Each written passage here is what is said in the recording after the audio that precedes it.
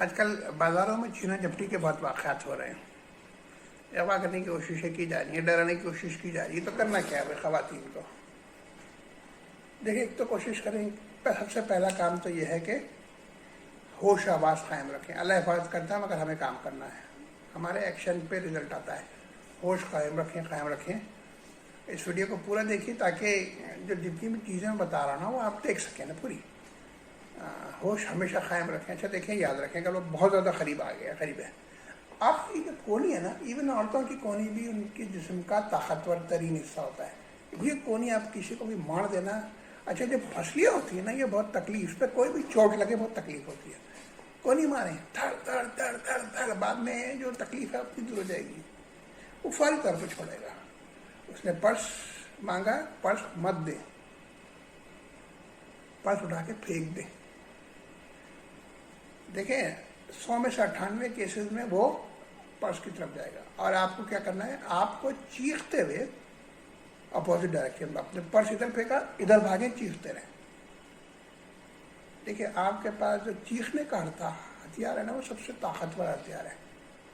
بچے ایک تو ایک کام کریں. پہلی بات یہ کہ ہائی ہیل مت پہن کے جائیں،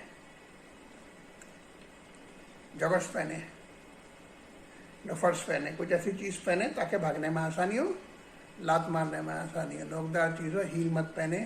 اور پیپرمنٹ ہے تو وہ پرس کے اندر رکھنے سے کوئی فائدہ ہی نہیں ہوتا بھائی. تو اپنی حفاظت کریں، شور مچائیں، ماریں.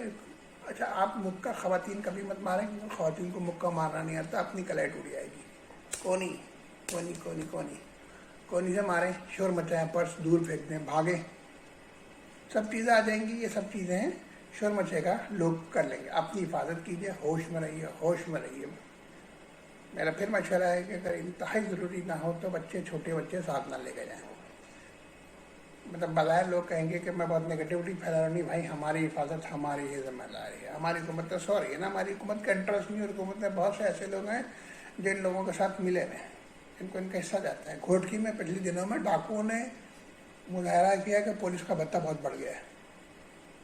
اور پاکستان میں ایسا ہوا ہے کہ ایک دفعہ ڈاکوؤں نے بس لوٹنے کے بعد سامان واپس کر دیا کہ بھائی ٹوٹل جتنے ہم نے فرض کیجیے 1 لاکھ روپے لوٹے ہیں، اس کے پولیس کو ہمیں 1.5 لاکھ روپے دینے، تو ہم لوٹیں گے. تو اپنی حفاظت کیجیے. اچھا دیکھیں، کبھی خدا نخواستہ آپ کو کوئی پکڑ لے، گاڑی کے اندر ڈال دے، گاڑی کی ڈگی میں ڈال دے. گاڑی کی جو بریک لائٹس ہوتی ہیں نا، پیچھے ٹیل لائٹس، وہ بڑا آرام سے نکل جاتی ہے. 1 لاکھ مارے نکل جائے گی. پہلی کسی گاڑی کی ٹیل لائٹ نکلے، شاید ہوتا ہے اپنا ہاتھ یا پیر باہر نکال کے لائیں. فائدے کریں. اللہ ہم سب کا حامی و ناصر ہو. میں ڈیجیٹل بابا.